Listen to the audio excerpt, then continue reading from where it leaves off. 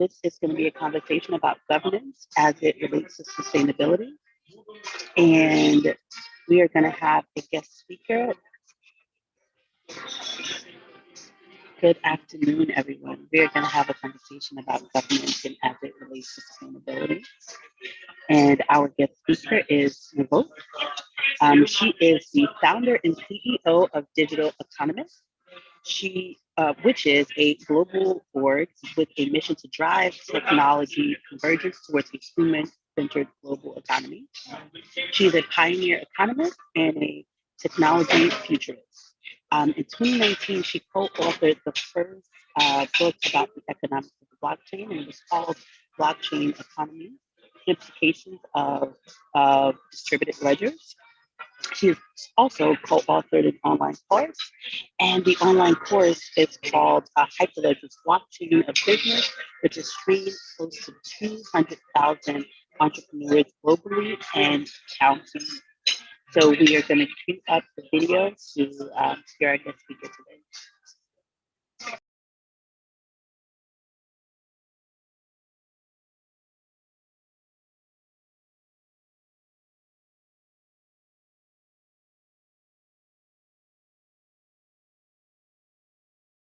You and really this is an interactive session, and so I'm not talking at you. I want to talk to you.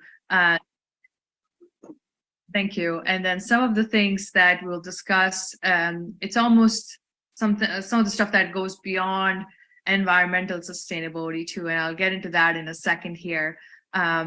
But just very quickly about myself, my name is Navroop Sahdev. I'm the founder CEO of the Digital Economist. And what we do is we are a think and do tank. On the think side of things, we have a center of excellence on human-centered global economy.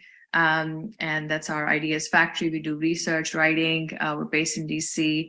And on the do side of things, it's a venture studio model where we spin off initiatives that we have incubated, if you may, and in the center, and the actionable solutions at that end. And so, Alexandros had reached out to me to talk to all of you about a little bit about stakeholder capitalism. And of course, that's Davos and the World Economic Forum agenda as well, which is where the Digital Economist was launched in 2020. And we've been going back every year. And then also sustainability. And so over the years, what I learned is that the problems are actually much deeper. And I'll start to share my slides in a second here, but they extend beyond environmental sustainability. We have to address from a more systemic perspective what brought us to where we are at the first place. So, and again, that extends beyond carbon accounting, or how do we include various stakeholders. That's key, but I think we need to move beyond that too. In fact, in 2021, I hosted a summit called Beyond Stakeholder Capitalism. So it's a little bit of a play on the fact that we need to move beyond saying who is a stakeholder, who's not, because that's the conversation you then get into, and actually focus on building a human-centered world, which is a lot more inclusive, if you may. And that topic, as I hope you can see my screen, is actually governance. So I'll tie that all together in terms of sustainability, the issue of governance and the lack thereof, or at least of responsible governance, and particularly decentralized governance, and then, of course, natural resource exploitation and whatnot.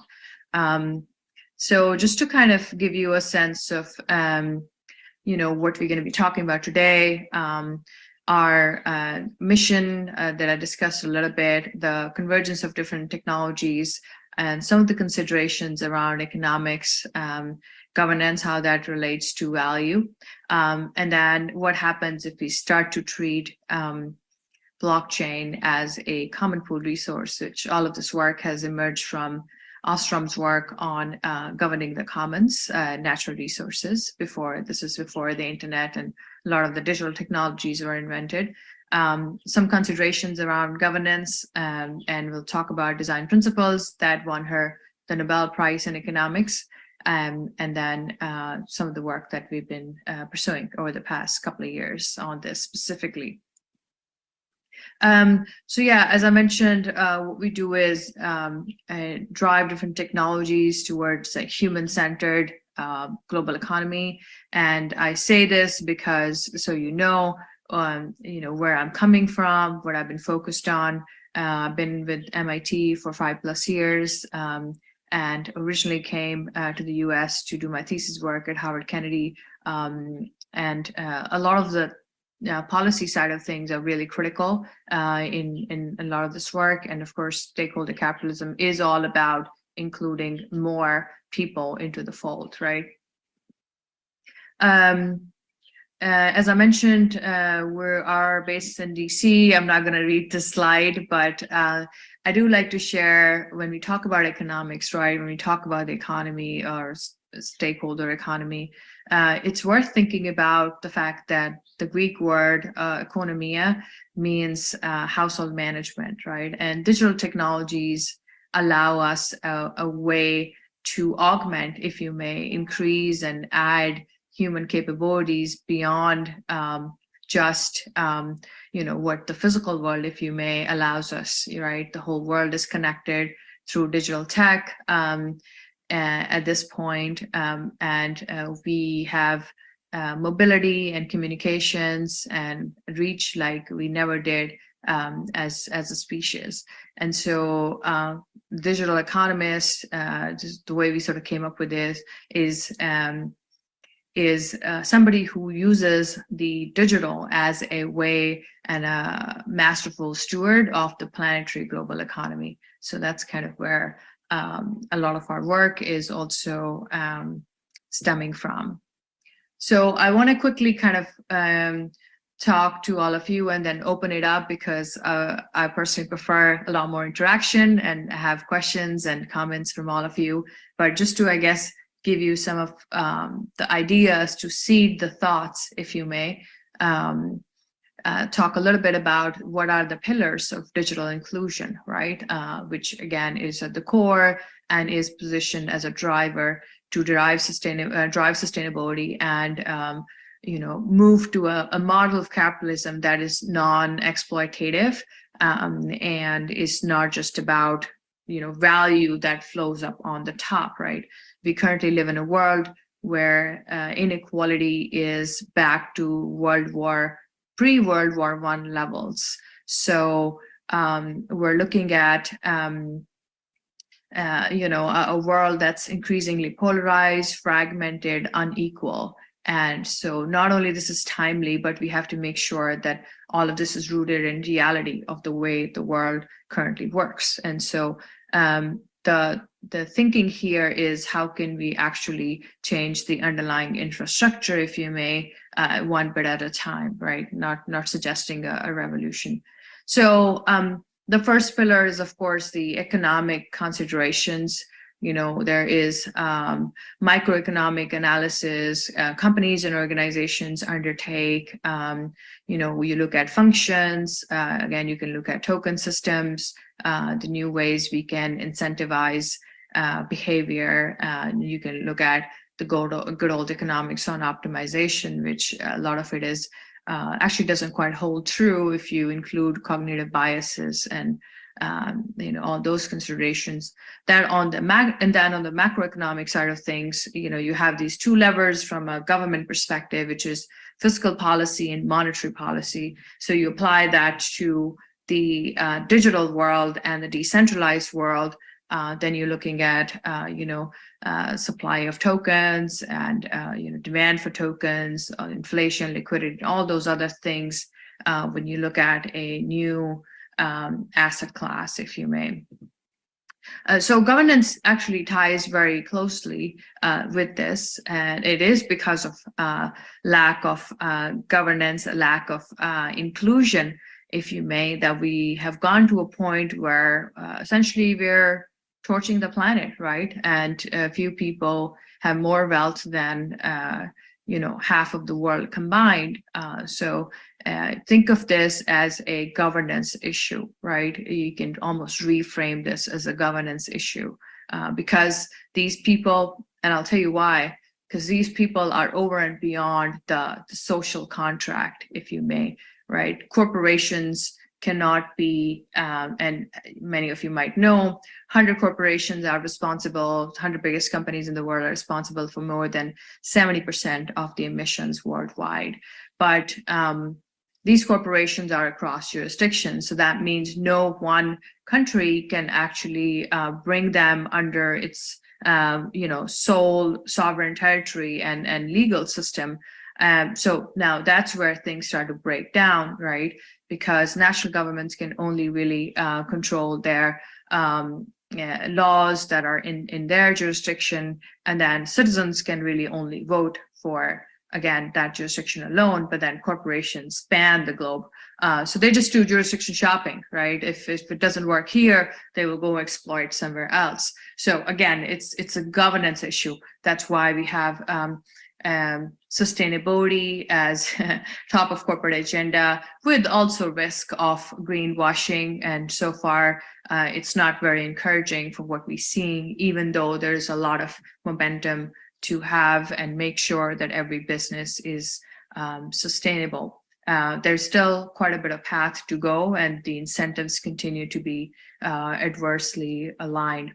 So coming back to, again, why governance is key and how we need to pull that lever, if you may, in order to ensure sustainability, in order to ensure inclusion and stakeholder participation. There's a variety of mechanisms, if you may, and a bunch of these are not new inventions, right? You see a lot of this voting and blockchain and all these other cool things. They're actually, a lot of it is old wine in new bottles. And I'll talk a little bit about Ostrom's work as well.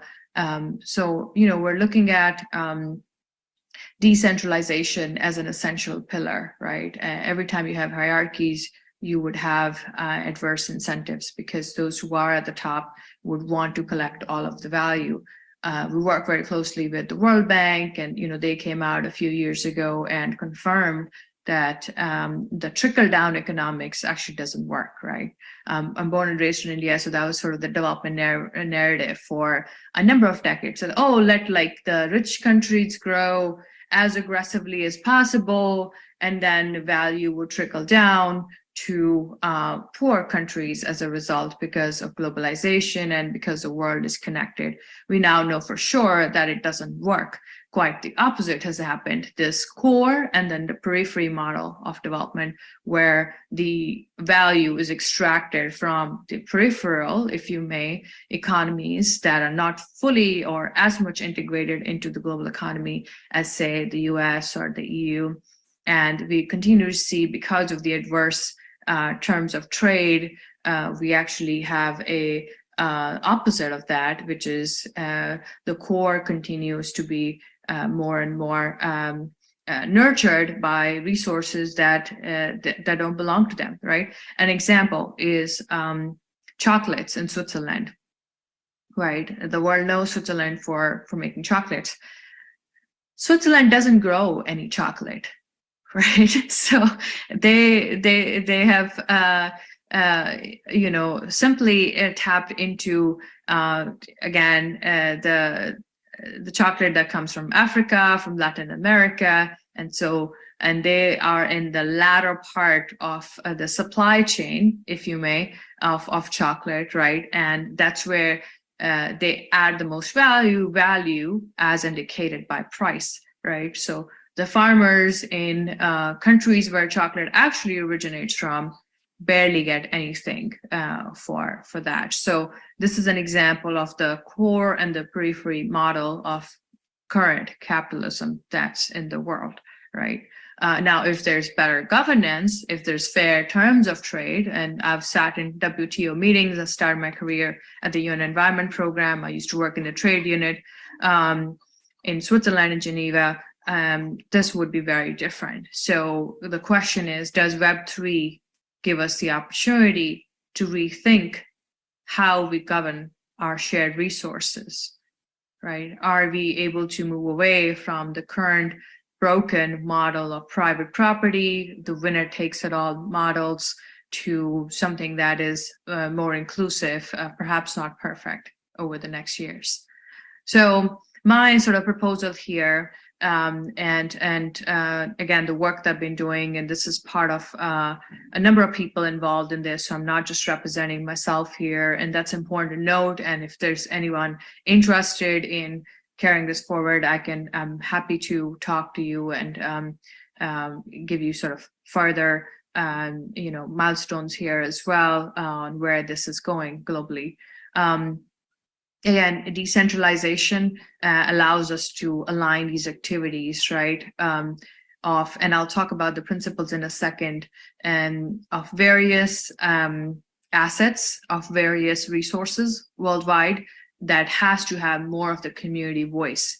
And with blockchain and with digital tech, we actually have resources and capabilities and tools for the first time to ensure governance can take place, right? We live in what is called delegated democracies. In other words, we pick people who represent us, right? Unless it's a very small country, sort of like Switzerland, which has direct democracy, most of us live in delegated democracies, if we are lucky enough to live in a democracy at the first place. And so these representatives are supposed to, again, ensure that the needs of the population are met. And of course, we all know, because of corruption and what have you, that doesn't quite happen. But with our cell phones, with blockchain and its immutability, we, for the first time, have the tools, if we implement them, to ensure governance and enable stakeholder capitalism that's perhaps starts to look a little bit more like direct democracy. So we've built a number of frameworks: the framework for token confidence, design principles for governance, which I mentioned comes from Elinor Ostrom's work. She was also the first woman to win the Nobel Prize in economics, and now we have one other woman from Harvard who's won that over the past 100 years. And then all of this as it ties into value, right? And again, this is a body of work we've done over the past years, at least 6 years, on how do we perceive and measure value? Do the new asset classes give us a way to rethink value, right? So you start to get into like really cool topics here around computational mechanics, around algorithmic economics, right? Because think about it, I remember when Facebook went public, everybody was asking, well, what does Facebook own, right? What are its assets? And the short answer is data, right? And what they can do with it. So now in the digital economy, the asset class that's valued is completely different from what used to be the case 20 years ago. And that has accelerated massively over the past 20 years. And so, again, value from a behavioral economics point of view is mostly perceived value. And so this is kind of the, I guess, what you would have discovered if you read the paper on figuring out tokenomics for digital assets. It's the first paper in behavioral economics applied to token valuation. And for those of you who are interested, it was published in Blockchain Economics, which is the first book on the topic, along with colleagues worldwide. So you can look that up if you're interested in learning more. But again, if you look at complex social interactions, you start to see that the perception of value is a key driver of value, right? Your fiat currency, your currency note, is simply a promise. You don't own the money, right? Money is a human invention. You don't own that dollar or whatever currency you have. It is a promise that the government would keep. It's part of the promise to provide you goods and services that it is worth. So again, you start to see how value, the different stakeholders in the economy interact with, ultimately the economics of it, and hence, governance becomes a key tool to ensure that is equitable and not just, serves a handful. So I'm going to pause you very quickly. I know there's a lot here. Is everybody with me? Give me a show of hands. So far, so good. I see one person. Keep moving forward. Excellent. Great. So yeah, this is kind of, thank you, sort of the more, I guess, technical aspect of it, right? I'm not going to say to you, oh, sustainability is important. I'm not going to say to you, oh, our planet is precious. Of course it is, right? We all know that. What I want to talk about today is what are the mechanisms, what are the levers you can pull and push in order to drive change and what that looks like, right? And why it is important, right? What is it that economists in econ departments are discussing? How are they perceiving, measuring what is valuable? What are the policy advisors to governments, economic advisors to governments looking at? And how does Web3 change some of those? And many of them are still, again, on a learning curve. We all are, but of course, large institutions are even slower to move. So if some of you in this group are the champions for a better and more equitable world, I think that's a major win and a major outcome of today's interaction here. So this kind of gets a little bit more specific than what I just talked about. Let me take a step back and talk a little bit about commons. So the institution of private property, as we know it today, was invented by the British, right? And then exported to the whole world through violence and colonialism and forced way of doing things. But a lot of the world until that point, and still is designed and lives more as shared resources or common pool resources. And the technical term in the literature is shorter of that, simply called commons as a plural, not a common, but a commons, even if you're referring to one common pool resource.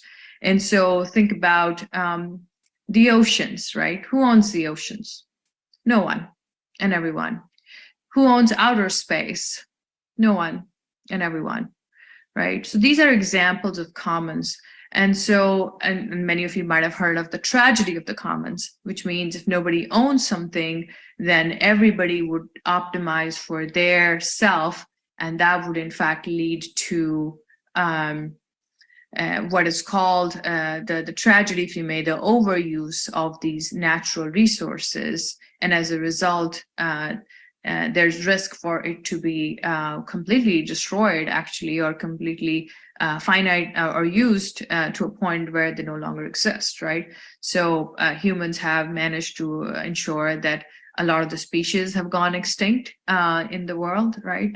So other life forms. But you can also think of it like your neighborhood lake or river, right? If you may. So that's another example of commons. The government doesn't own the river, right? It has a right to do things with it, but it doesn't really own it, if you know what I'm saying. That resource belongs to the community, to the communities that are around it. And so now you have this challenge where the communities that are closer to it can access it and use it more versus the communities that are not, right? So that's where, again, governance becomes an important issue.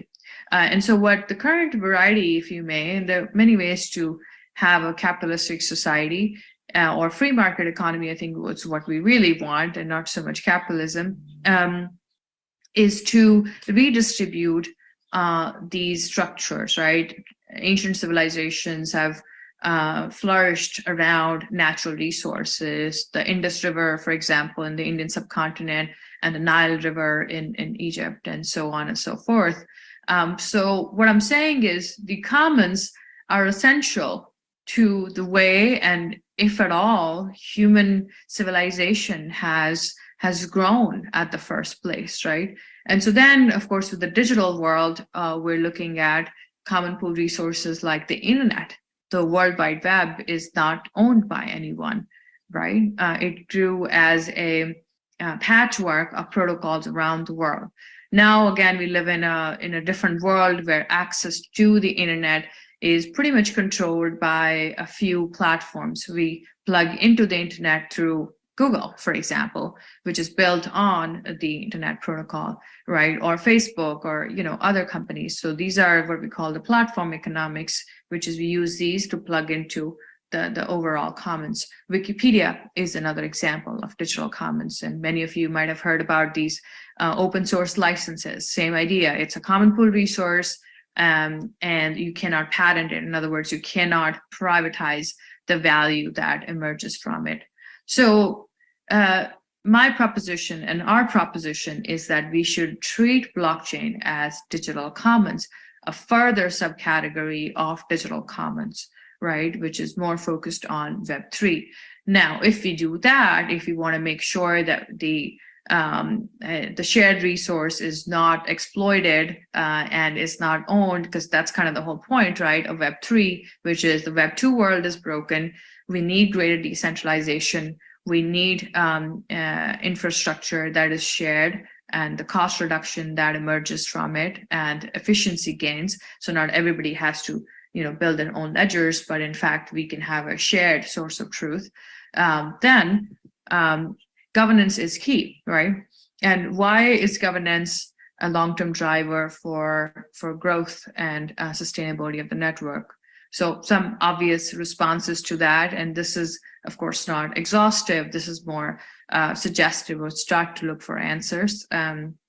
But first and foremost is immutability, right? Governance becomes even more important because if you look at currently the way law works, you can actually kind of go back and, reopen things, and the human aspect of it, the judge, the court system, the judiciary can adjudicate with human intervention on what we knew as the truth, or determine what the truth is, the ultimate truth is.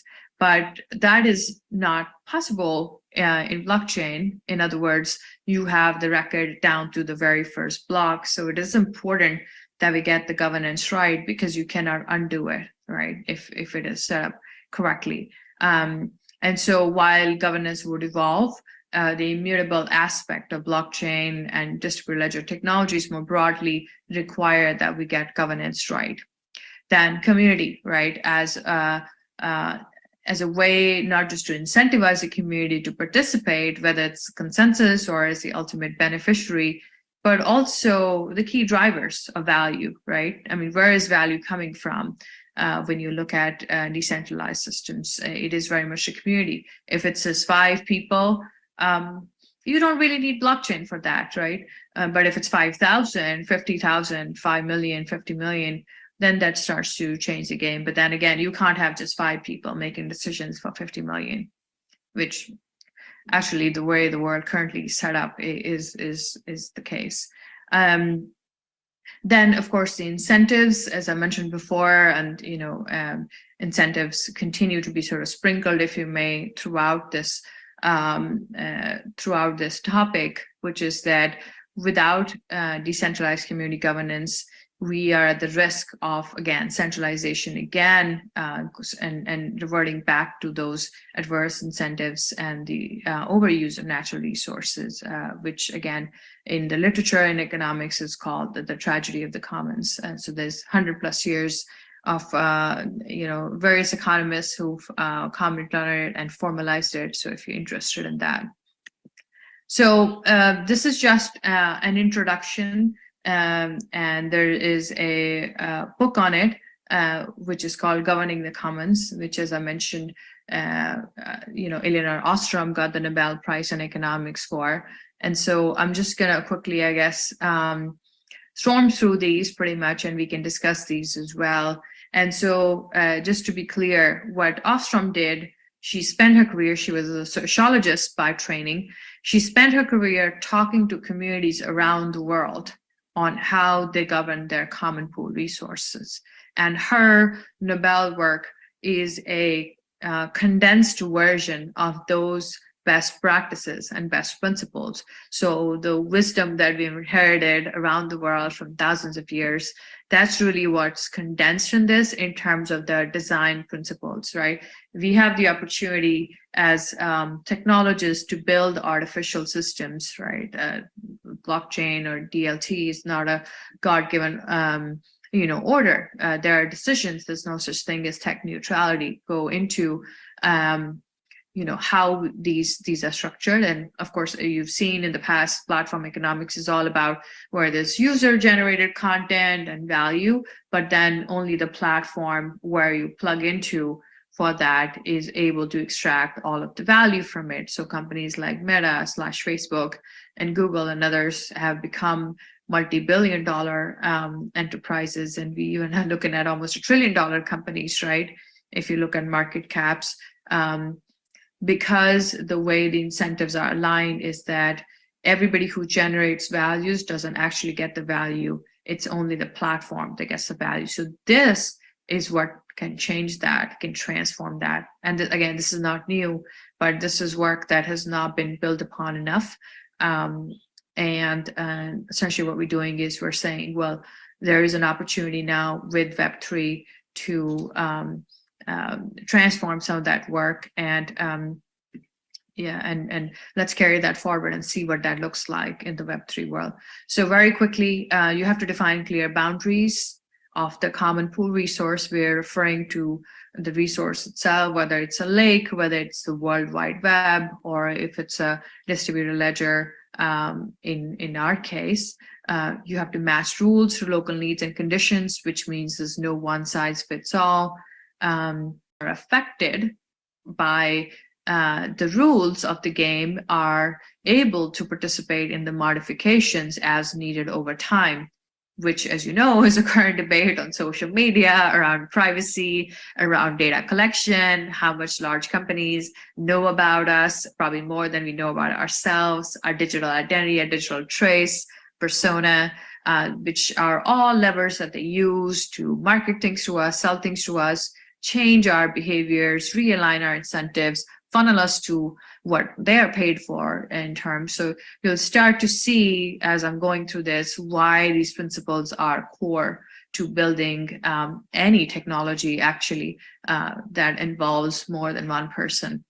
Then there's community rights that need to be respected by outside authorities, which means, so say there's a lake, right? Going back to our more sustainability focused discussion, then the government of the country needs to recognize that this lake is a common pool resource and it should be treated as such. They cannot just come in and say, oh yeah, no, now we will decide what to do with it. So the boundaries have to be clear and they need to be recognized clearly by outside actors. So developing a system that monitors members' behavior is again key, because otherwise you will end up with the tragedy of the commons. And you may not, right? But more often than not, if there are selfish actors, there's actually incentives. So say, for example, there are 100 people that use a common pool resource, say the river, which is in the village.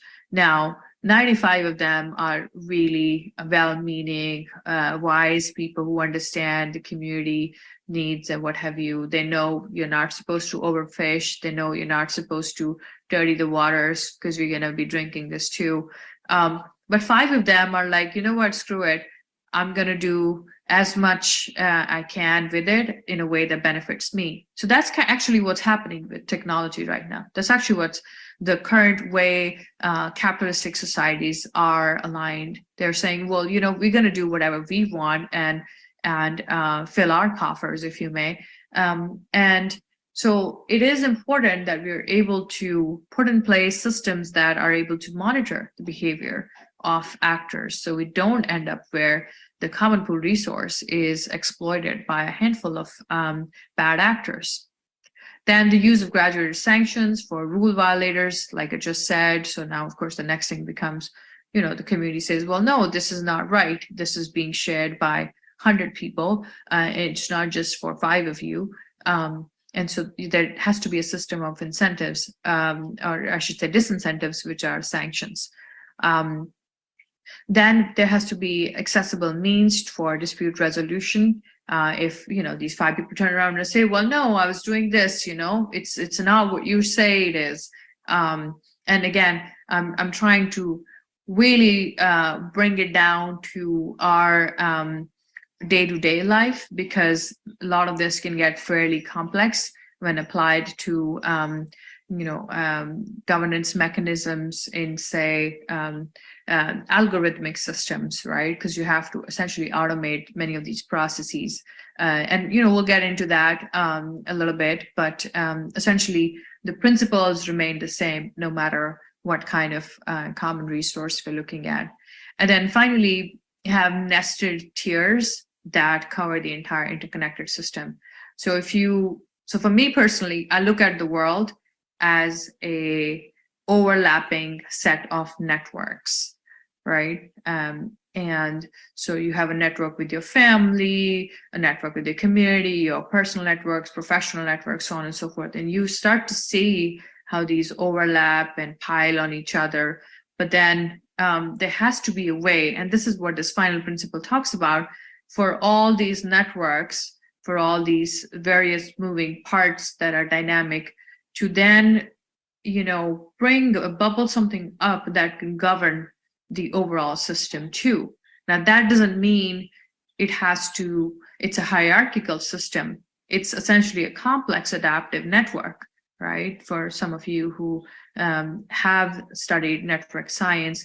In other words, the parts affect the overall system, and the overall system, when you zoom out and look at it, affects every parts, and then different parts are able to change and transform the system as well, right? And that's what technology has done at a pace like no other in the history of humankind. Technology, particularly the past 20 years, the internet, for example, has completely transformed the global economy. So if you look at the global economy as a complex adaptive network, so that's kind of what I'm referring to here. And again, if you're interested, we published this paper called Blockchain as Commons, applying Ostrom's polycentric, and that's what it really is, different centers and not just one center, polycentric approach to blockchain governance. And you can access this on SSRN, and I'm more than happy to chat with anyone who's interested in learning more.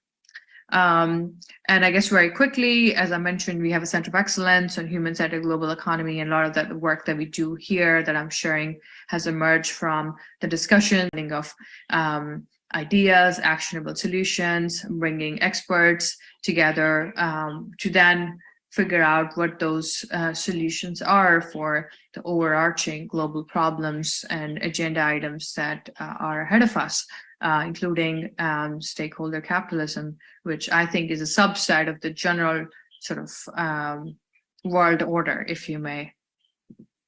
And so that's it. So I'll open it up. If anyone wants to reach out, I wanted to make sure we have at least 20 minutes. So I think we're right on time for discussion and questions. So I'll stop sharing my screen and open it up to the group. Amazing. Great overview and explanation. Thank you, Navroop. So do we have any questions at this time or any contributions?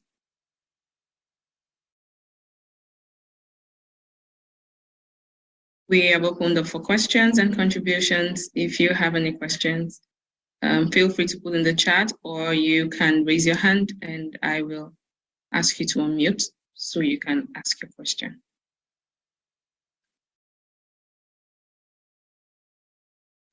Okay, so there's a question here from Pretty Pink. What made you become interested in following this path personally? That's a great question. Thank you for that. I just posted a link to the paper. Thank you. I would say I grew up in India, and I saw poverty and inequality very close to home. I grew up in a middle-class family, certainly not fed with silver spoons, but I guess comfortable enough that we could focus on our education and whatnot. And so I was considered a gifted artist, and my family had encouraged me to go to art school.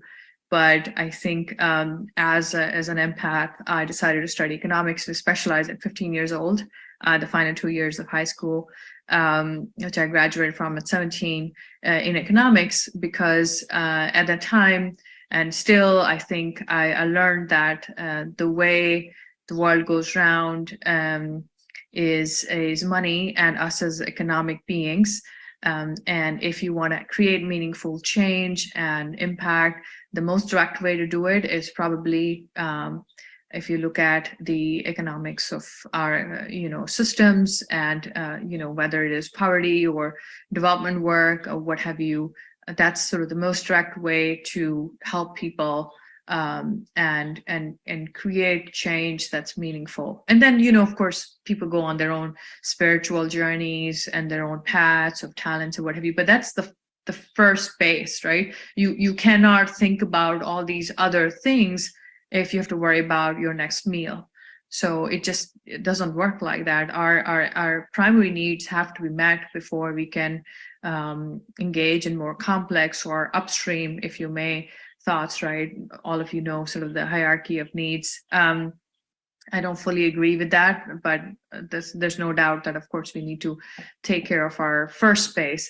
And so to answer your question, that's what got me interested. And I've been on that journey for 17, 18 years now, teaching, writing, researching, and more recently over the past 6-7 years in the blockchain space, and how do we and how can we use technology to serve humanity and really all life forms, because we share the planet with other life forms as well, to improve it, to make it better, because I think there's a lot of enthusiasm around tech. And that's something, again, we have to think about from a stakeholdership perspective, that, what is technology ultimately benefiting, right? I mean, that's the question I asked myself when, I started a Digital Economist, the company itself. And so that's also what became the mission, which is to build a life-centered and human-centered global economy. And so we went on to define those pillars, et cetera. So I hope that answers your question. But I guess my personal drive is from even when I was a child, really, and certainly as a teenager, and that's sort of translating into all these other governance and blockchain and tech and areas around even anti-corruption that we're looking at, so on and so forth. Excellent. Thank you, Navroop. The next question here says, what are the methods to examine that blockchain is working fine? I'm not sure what the context is for this question. If Srinivasan, right, if you could give some context to this question, I think it would be helpful.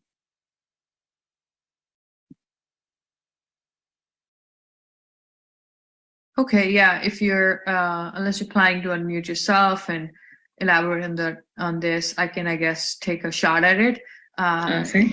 Right, there isn't much context, as in, I think I was commenting more broadly on how blockchain distributed ledger technology is being posited as almost a reformation movement, right, of Web 2, because that actually failed us miserably, exacerbating inequalities by the use of digital, by the use of platform economics and all these models and that have gone to this point. Now, of course, the overall standard of living in the world has increased, but at the same time, as I said, the inequality has increased a lot too. So technology can help or it can hurt, right? And so those who are left behind are really left behind, right? They can probably almost never catch up, if you may. Maybe their children can, right? If you start to educate kids and give them the right environment or what have you. But the catch up is almost impossible in a single generation, if you look at it from a pragmatic perspective. And so the idea of blockchain, and I've been in the space for 8 years, so let's say I have a lot of baggage, if you may, and a lot of the evangelists talk about it as a way to build a better world, because if people and if humans are not going to make better decisions, if the incentives are adversely aligned, then let's actually change the underlying tech, right? Let's go from platform economics to shared infrastructure. And so that has been the enthusiasm in the space that, hey, humans are not going to change, okay? And legal stuff takes like years to change. And it, again, has baggage of 100, 200 years, at least in the US more. And then, probably similar in many other jurisdictions. And then, of course, younger countries with their own problems and challenges, right? Particularly the post-colonial economies. And so if we can, in fact, change the underlying technology, we can change the underlying infrastructure, maybe there is a chance that we can build better stakeholder models and ensure sustainability, participatory governance, equitability, diversity, etc. in it. So that's those are kind of the motivations, if you may. What are the methods to ensure that blockchain is working fine? It completely depends on what you're referring to, right? There's all sorts of public blockchains, private blockchains. The technology is still very young. It still hasn't had large-scale adoption, so on and so forth. So I hope that sort of clarifies at least a little bit. I wasn't saying that, oh, blockchain is a solution to everything. Not at all. I was referring to the kind of the overarching global agenda on stakeholder capitalism.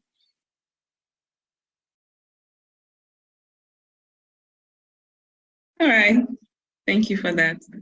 So we have the next question, and it says, what are some of the most promising Web3 projects and platforms currently in development?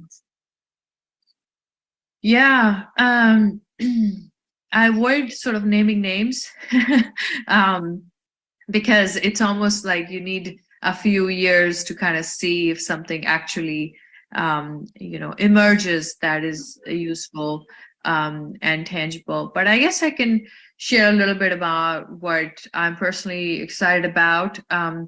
So there's the layer 3 chains, which are addressing immutability and scalability and speed simultaneously. So Bitcoin is sort of the first generation of blockchain, Ethereum, and sort of its related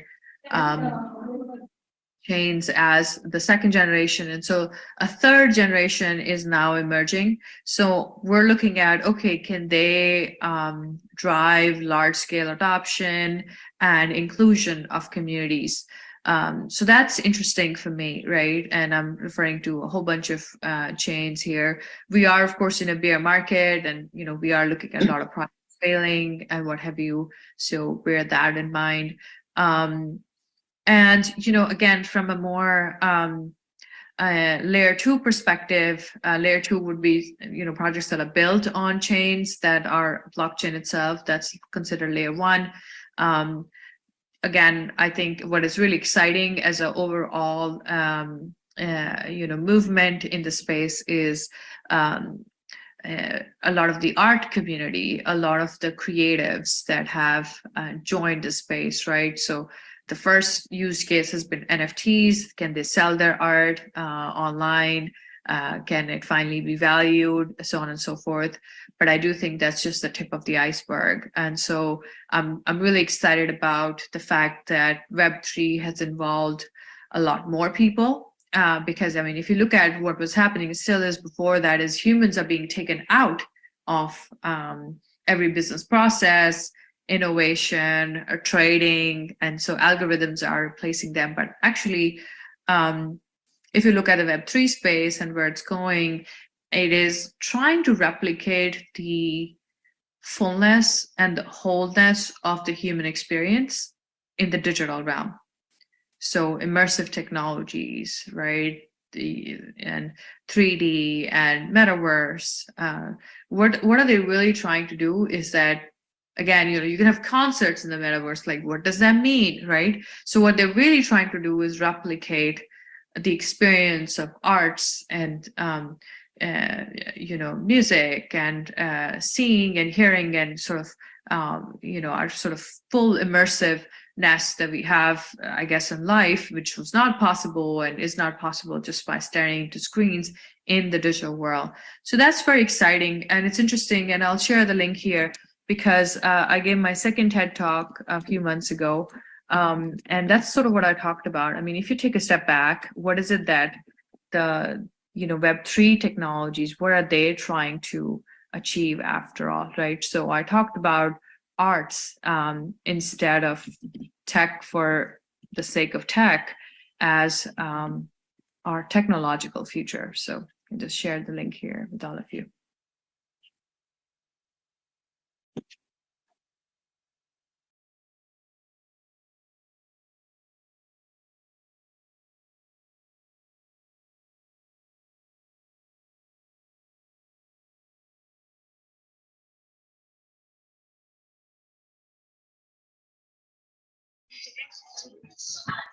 Thank you all so much. That concludes our session for today. Have a wonderful weekend and we'll see you next week.